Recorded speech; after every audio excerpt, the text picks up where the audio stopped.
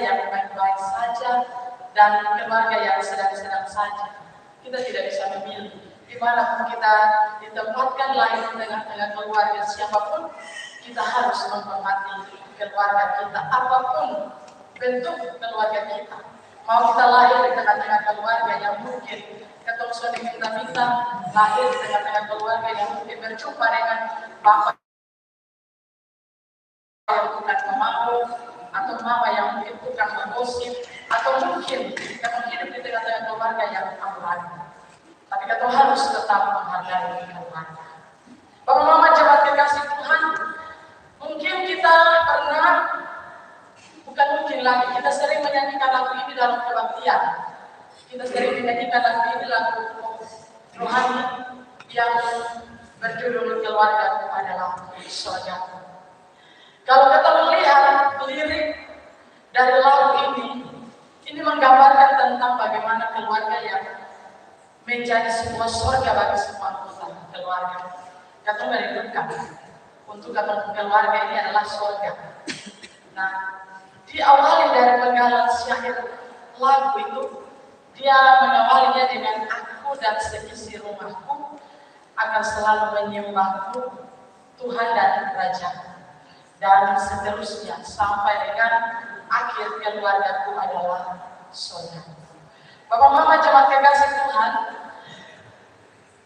apa yang digambarkan dalam syair lagu ini dapat dialami oleh semua keluarga Kristen.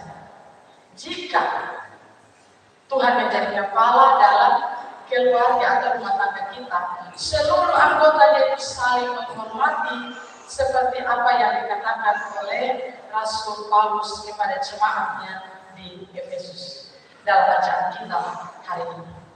Nah, Rasul Paulus dalam bacaan ini dengan tegas mengingatkan kepada keluarga-keluarga Kristen untuk mereka saling menghormati seorang akan yang lain.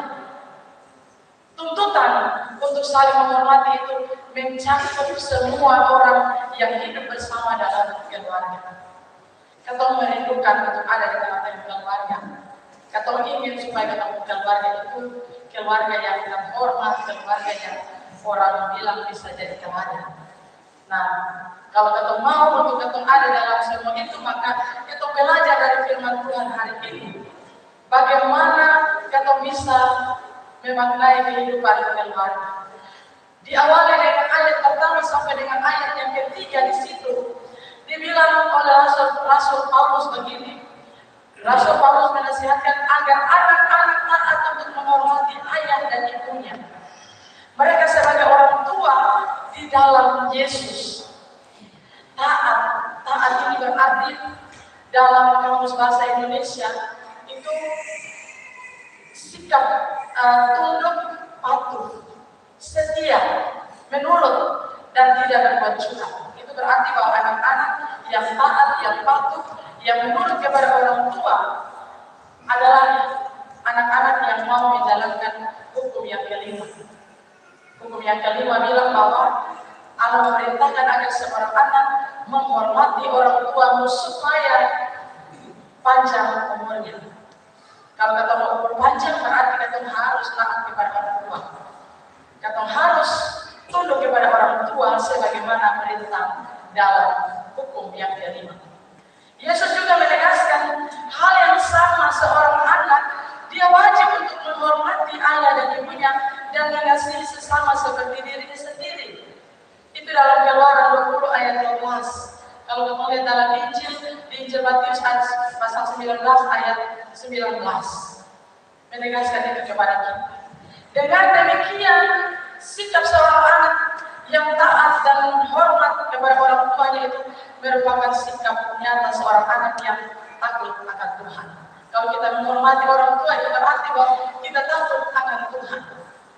Ketika seorang anak taat dan dia tunduk kepada orang tua dan menghormati orang tuanya, ia sedang memperlihatkan kehidupan yang benar dalam firman Tuhan. Mengapa itu penting? Anak-anak harus taat kepada orang tua dan menghormati orang tua, sebab ayah dan ibu adalah orang yang pertama Tuhan pakai untuk melahirkan, untuk membesarkan, merawat kita dan mengasuh kita sebagai seorang anak saat kita